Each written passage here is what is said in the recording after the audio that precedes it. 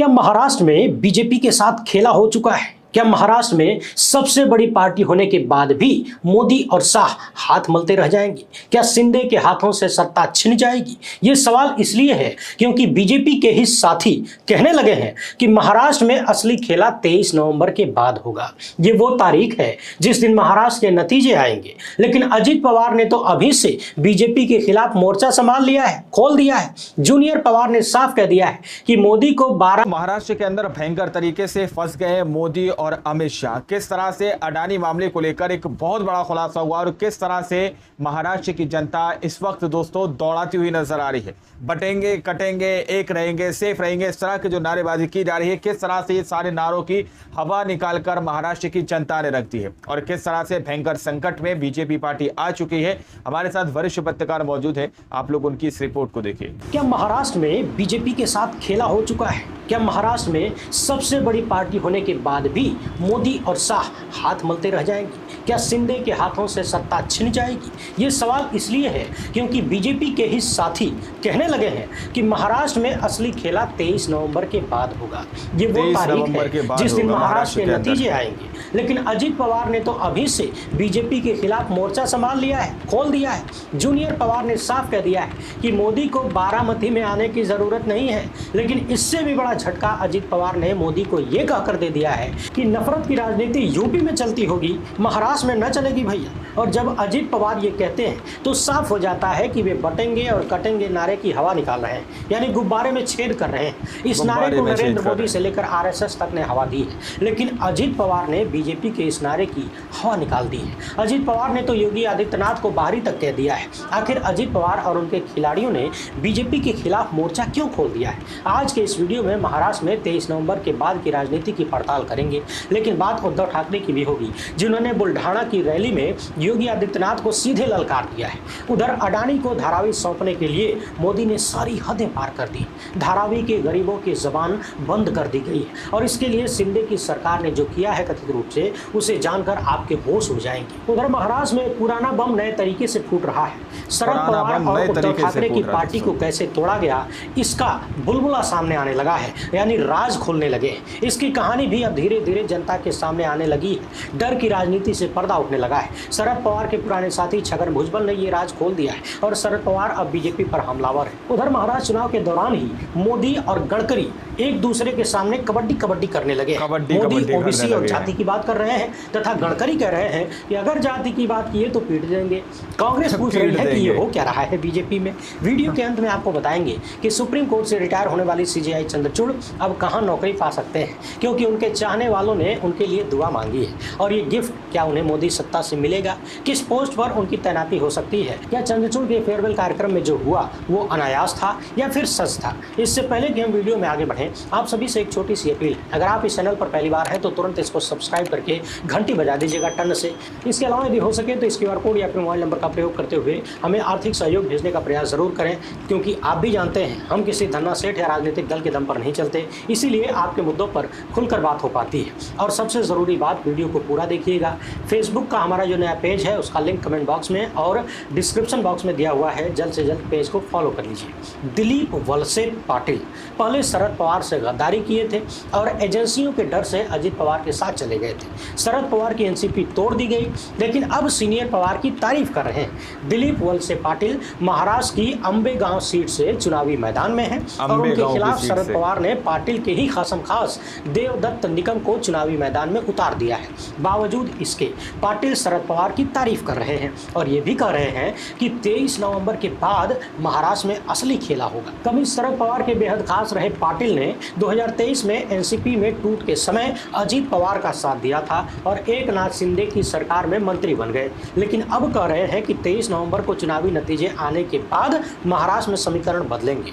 ऐसा नहीं है कि पाटिल बोल रहे हैं तो अजित पवार चुप है। अजित पवार ने साफ कर दिया है कि बारामती विधानसभा सीट पर चुनाव प्रचार के लिए मोदी को नहीं बुलाएंगे, उनकी कोई जरूरत नहीं है। अजित पवार का दावा है कि बारामती की लड़ाई पारिवारिक लड़ाई है और इसके लिए उन्हें मोदी की जरूरत नहीं है। लेकिन जूनियर सीनियर पवार ने योगी आदित्यनाथ के नारे पर जो कहा है उससे पता चलता है कि बीजेपी के गठबंधन में कुछ नहीं, सब कुछ ठीक नहीं है दया। कुछ नहीं, बहुत कुछ ठीक नारे नहीं पर अजित पवार ने कहा है कि यूपी में ये सब चल जाता होगा, लेकिन महाराष्ट्र में ये सब नहीं चलेगा।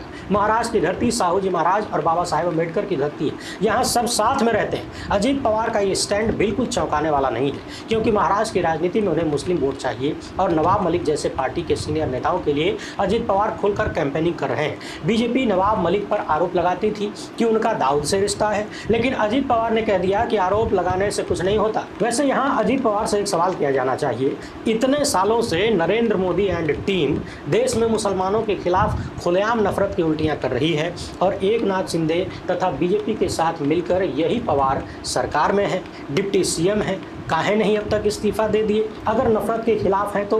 बहरहाल इस बीच एकनाथ शिंदे की पार्टी के एक नेता कृष्णा हेगड़े ने तो खुलेआम सीएम की कुर्सी पर दावा ठोक दिया है और कहा है कि चुनावी परिणाम के बाद एकनाथ शिंदे ही सीएम हो। लेकिन क्या बीजेपी एकनाथ शिंदे को सीएम बनाएगी? क्या सबसे ज्यादा सीटें पाने के बाद भी बीजेपी शिंदे के सामने सरेंडर कर देगी? ये सवाल है और इसका जवाब 23 नवंबर के बाद ही मिलेगा। लेकिन महाराष्ट्र में समीकरण बदलेंगे तो क्या बदलेगा, इस पर अभी कुछ भी कहना जल्दबाजी होगी। अजित पवार के दोनों हाथों में लड्डू है। चुनावी परिणाम में अगर किसी भी पार्टी को स्पष्ट बहुमत नहीं मिला तो अजित पवार पाला बदल सकते हैं और ये नरेंद्र मोदी और अमित शाह के लिए सब कुछ करके महाराष्ट्र हार जाने जैसा होगा।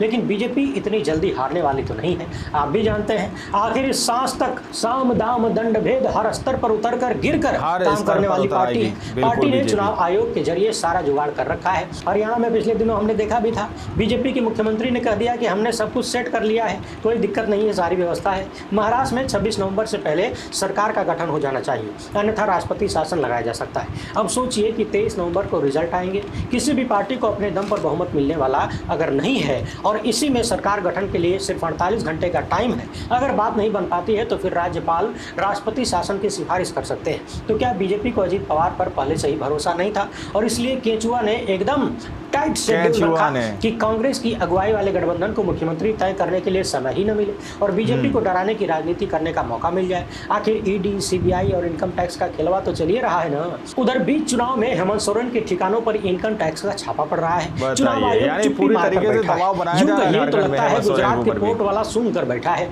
उसको कुछ होश ही नहीं। राजीव कुमार को चुनावी आचार संहिता टूटते देखने में बड़ा मजा आता है। ऐसा लगता है कि इनको यही मजा लेने के लिए वहां बिठाया गया है और बीजेपी पिछले 5 साल से महाराष्ट्र में यही कर रही है। लेकिन अब पर्दे उठने लगे हैं। एनसीपी नेता छगन भुजबल ने साफ कह दिया है कि उन्होंने बीजेपी इसलिए ज्वाइन किया क्योंकि जेल न जाना पड़े, ईडी से जान बची रहे। एनसीपी के 54 विधायकों पर ईडी की तलवार लटक रही थी और 44 से ज्यादा ने बीजेपी का साथ दिया। शरद पवार की पार्टी तोड़ दी। इसी बात को लेकर सीनियर पवार अब बीजेपी पर हमलावर है। उनका आरोप है कि नरेंद्र मोदी भ्रष्टाचारियों को बचाते हैं और कुर्सी के लिए उन्हें इस्तेमाल करते हैं। हालांकि छगन भुजबल बाद में अपने बयान से पलट गए और कहने लगे कि नहीं, हमने महाराष्ट्र के विकास के लिए बीजेपी का साथ दिया था। अब महाराष्ट्र का कितना विकास हो गया ये तो महाराष्ट्र वाले जानते होंगे, लेकिन सच्चाई को कौन रोक सकता है। महाराष्ट्र का चुनावी परिणाम आने में अभी लगभग 2 सप्ताह बाकी हैं, लेकिन अजित पवार ने जो स्टैंड लिया है वो बताता है कि बीजेपी के गठबंधन में सब ठीक तो नहीं है। 145 से ज्यादा सीटों पर चुनाव लड़ने वाली बीजेपी महाराष्ट्र में सबसे बड़ी पार्टी बन सकती है, लेकिन 100 के ऊपर सीटें नहीं आई तो पार्टी हाथे मलती रह जाएगी। महाराष्ट्र का नतीजा महाविकास अघाड़ी के पक्ष में आया तो अडानी के लिए लोकतंत्र का गला दबाने वाले नरेंद्र मोदी को भी लोकतंत्र का स्वाद मिल जाएगा, वो भी तगड़ा वाला। धारावी सीट से कांग्रेस के उम्मीदवार ज्योति गायकवाड़ ने मोदी की साजिशों का भंडाफोड़ कर दिया है। कांग्रेस नेता ने दावा किया है कि दुनिया की सबसे बड़ी बस्ती धारावी 600 एकड़ में फैली है, लेकिन महाराष्ट्र की सरकार ने अडानी को 1500 एकड़ जमीन दी है। विकास के नाम पर धारावी का विनाश किया जा रहा है। धारावी में करोड़ों लोग रहते हैं, लेकिन अडानी कुछ ही लोगों को घर देने वाले हैं, बाकी लोगों को धारावी से हटा दिया जाएगा। कुछ लोगों को 60 फीट रोड पर बसाया जाएगा जो रेलवे की जमीन है और कोई भी उस पर हमेशा के लिए दावा नहीं कर सकता। कुछ लोगों को साल्ट पैन एरिया में और कुछ लोगों को देवनार डंपिंग ग्राउंड्स में निपटाया जा सकता है। ज्योति गायकवाड़ का दावा है कि धारावी के लोग खुश नहीं हैं, वे आवाज उठाना चाहते हैं, लेकिन नरेंद्र मोदी ने लोगों का गला घोंट दिया है। महाराष्ट्र की सरकार ने प्रस्ताव पारित करके धारावी के लोगों को डराया है कि जबान खोली, विरोध किया तो घर नहीं मिलेगा। यही वो डर है जिसकी वजह से धारावी के करोड़ों लोग चुप हैं। उन्हें समझ ही नहीं आ रहा कि अपनी बर्बादी का विरोध करें तो करे कैसे। ज्योति गायकवाड़ की मांग है कि धारावी के विकास के लिए अडानी को दिया गया टेंडर रद्द किया जाए और जो लोग चाहते हैं सरकार वैसा करे। लेकिन ज्योति गायकवाड़ अकेली भी नहीं है। उद्धव ठाकरे ने भी अडानी के खिलाफ मोर्चा खोल रखा है। शिवसेना नेता ने कहा है कि महाराष्ट्र में उनकी सरकार बनी तो अडानी को दी गई सारी जमीनें वो वापस छीन लेंगे। उद्धव ठाकरे ने योगी आदित्यनाथ को भी ललकारा है। यूपी के सीएम ने महाराष्ट्र के अमरावती में बटेंगे तो कटेंगे का नारा दिया था और इसी नारे पर उद्धव ठाकरे ने कहा है कि कौन काटेगा, किसकी हिम्मत है, यहाँ हिंदू मुसलमान सिख ईसाई सब एक साथ रहते हैं। उद्धव ने इस नारे को लेकर बीजेपी और अजित पवार के बीच पैदा हुई दरार को लेकर कहा कि योगी जी कहते हैं कि एक रहेंगे तो सेफ रहेंगे, लेकिन अजित पवार कह रहे हैं कि बाहरी आकर हमें जीना न सिखाएं। अब योगी ही बताएं कि जब बीजेपी का गठबंधन एकजुट नहीं है तो वे दूसरों को एकजुट होने का ज्ञान क्यों दे रहे हैं। पहले जाइए अजित पवार को एक करिए और फिर दूसरों को ज्ञान बांटिएगा। उद्धव के बाद संजय राउत ने कहा है कि बटेंगे तो कटेंगे का नारा फ्लॉप हो चुका है, अब एक है तो सेफ है का नारा आया है।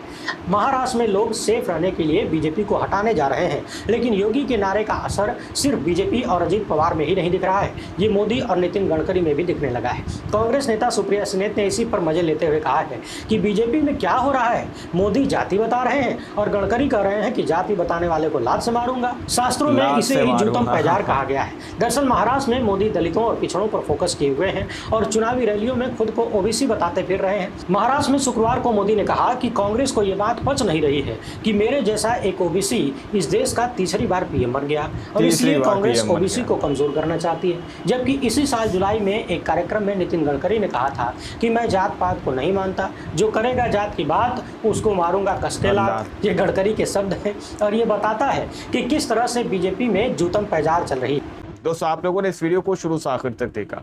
वीडियो के अंदर साफ तौर पर बताया गया कि किस तरह से महाराष्ट्र के अंदर, झारखंड के अंदर अलग अलग तरीके के नारे बीजेपी पार्टी देती हुई नजर आ रही है, जो कि आप लोगों को पता है कि दूर से ही बीजेपी पार्टी अपनी हार को भांप लेती है, लेकिन बीजेपी पार्टी आखिर तक साम दाम दंड भेद को पूरी तरह से अपनाती है और आखिरी सांस तक लड़ना मंजूर करती है। लेकिन वही चीज यहाँ पर देखने को मिली है कि किस तरह से एक रहेंगे सेफ रहेंगे का नारा प्रधानमंत्री नरेंद्र मोदी जी दे रहे हैं, तो वहीं पर अमित शाह जी कह रहे हैं कि बटेंगे तो कटेंगे और उसकी पूरी तरह से हवा निकाल दी गई है। वहीं पर नितिन गडकरी ने भी सीधे तौर पर कह दिया कि अगर कोई करेगा जात पात की बात तो उसको मारूंगा कर्ज के लात। यानी कि यहाँ पर कोई भी कार्ड महाराष्ट्र के अंदर बीजेपी पार्टी का नहीं चल रहा दोस्तों, और भयंकर संकट के अंदर बुरी तरह से बीजेपी पार्टी फंस चुकी है। अब तस्वीरें और हालात आप लोगों के सामने है, लेकिन खबर वो दोस्तों बहुत बड़ी है। क्या जिस तरह से झारखंड के अंदर दोस्तों कल की खबरें आप लोगों ने देखी कि झारखंड के अंदर ईवीएम को लेकर कितने बड़े खेले किए गए, वो तस्वीरें भी हमने आपके सामने रखी हैं। बाकी आप लोग क्या सोचते हैं इस पूरी रिपोर्ट के बारे में अपनी राय कमेंट सेक्शन में जरूर दीजिएगा और सच्ची पक्की खबरें देखने के लिए चैनल को सब्सक्राइब कीजिए। मिलते हैं अगली वीडियो में, जब तक के लिए जय हिंद जय भारत।